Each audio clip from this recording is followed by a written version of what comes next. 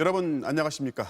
MBC는 올해 초부터 1987년 승객과 승무원 115명을 태우고 서울로 향하던 중 미얀마 상공에서 추락한 대한항공 858기 추정 동체를 미얀마 안다만 해저에서 발견했다고 연속 보도했습니다. 계속된 촬영 시도에도 추정 동체로 표현할 수밖에 없었고, 그럼에도 반복해서 보도해드린 건 정부가 직접 나서주길 촉구하기 위해서였습니다. 그리고 정부가 마침내 미얀마 현지 조사에 나서기로 결정했습니다. 먼저 임명현 기자의 단독 보도입니다. 미얀마 안다만 해저에서 대구 MBC 취재팀이 세 차례에 걸쳐 촬영한 칼 858기 추정 동체.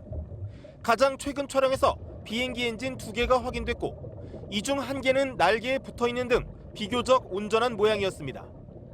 이에 따라 칼 858기가 공중에서 완전 폭파된 게 아니라 긴급 동체 착륙을 했을 가능성과 함께 유품, 유해 수색 필요성이 제기됐습니다.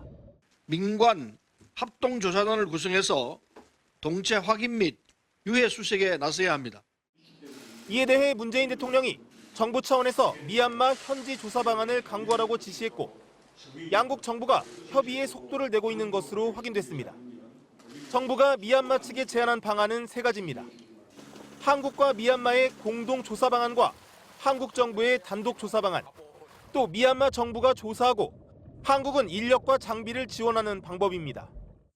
정부 관계자는 어느 방안이든 미얀마의 협조 속에 조사를 진행할 방침이라며 인도주의 원칙을 최우선으로 두고 협의하고 있다고 밝혔습니다.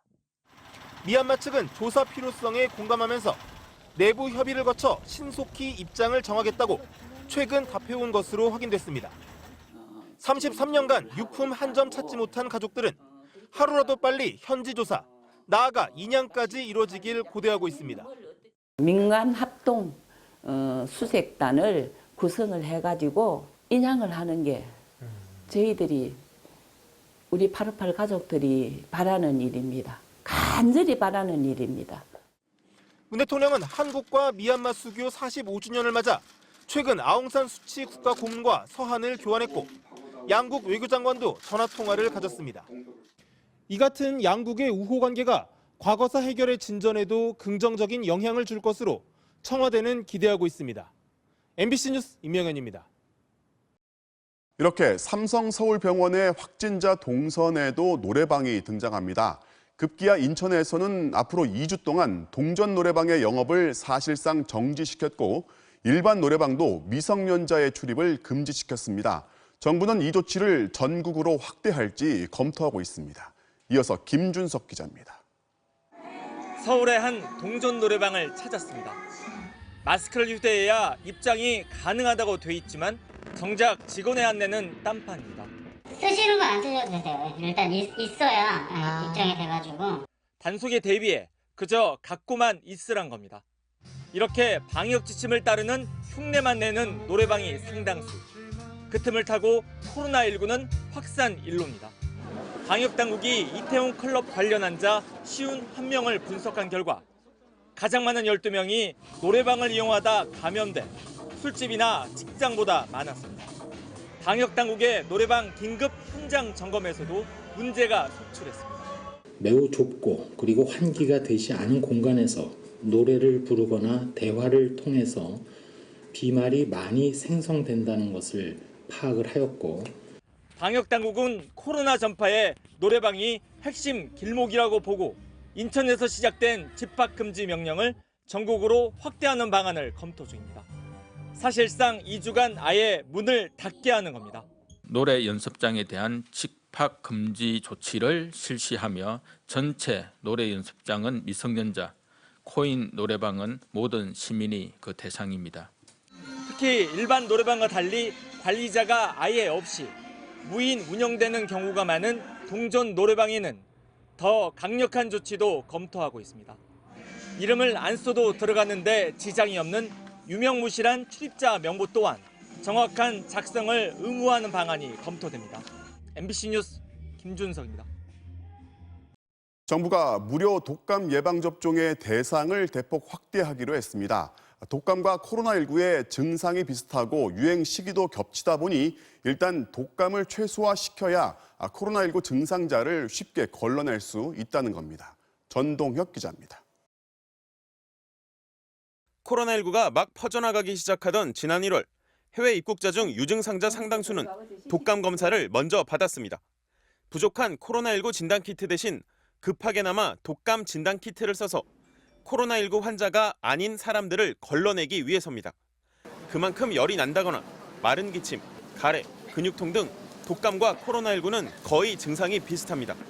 때문에 방역당국은 올겨울 코로나19와 독감이 동시에 유행하면 방역에 큰 차질이 빚어질 걸 우려합니다. 증상이 비슷한 환자들이 한꺼번에 몰리면 적절한 진단이나 치료를 제때 하지 못할 거란 우려입니다.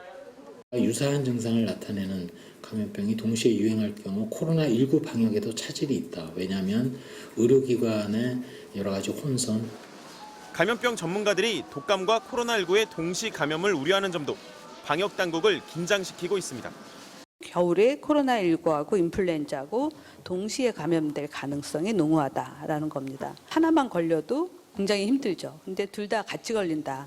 그러면 이제 사망률이 굉장히 높아질 수 있다.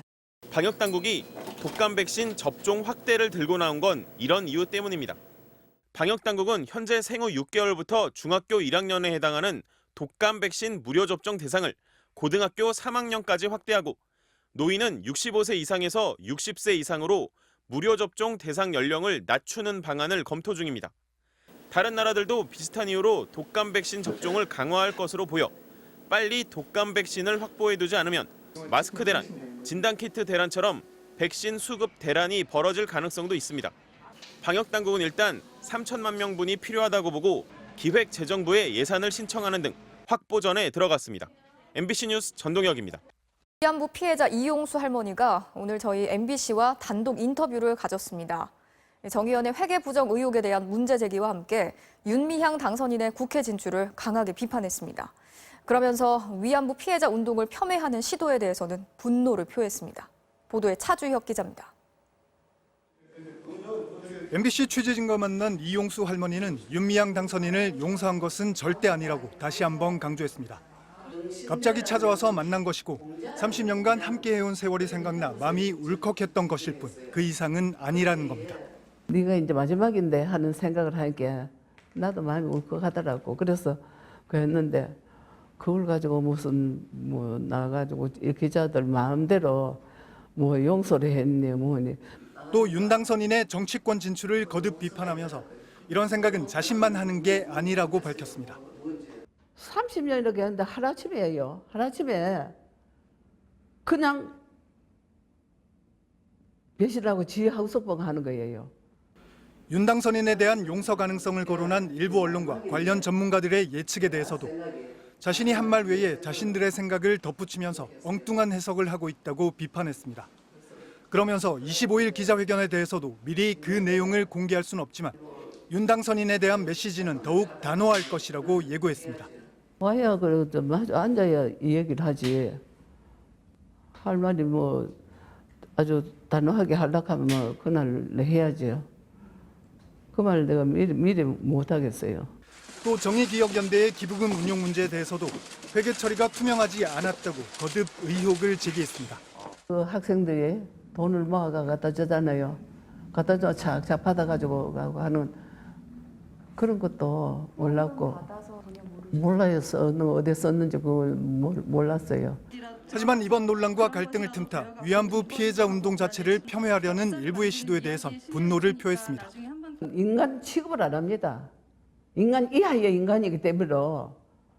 정의기억연대 측이 이 할머니의 서운함과 섭섭함을 충분히 이해하고 새겨듣겠다고만 밝히고 있는 가운데 오는 25일로 예견된 기자회견에 윤 당선인이 실제 참석할지 그리고 만약 참석한다면 어떤 입장을 내놓을지를 두고 귀추가 주목됩니다.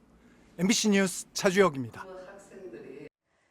서울 서대문구가 7급 공무원을 선발하는 과정에서 특정인을 위해 점수를 조작했다는 의혹에 대해서 어제 저희가 전해드렸죠.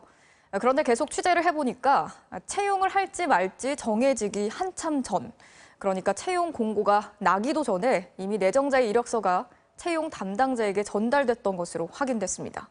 임명찬 기자가 단독 취재했습니다. 서대문구청 환경과장에게 이메일 한 통이 도착했습니다.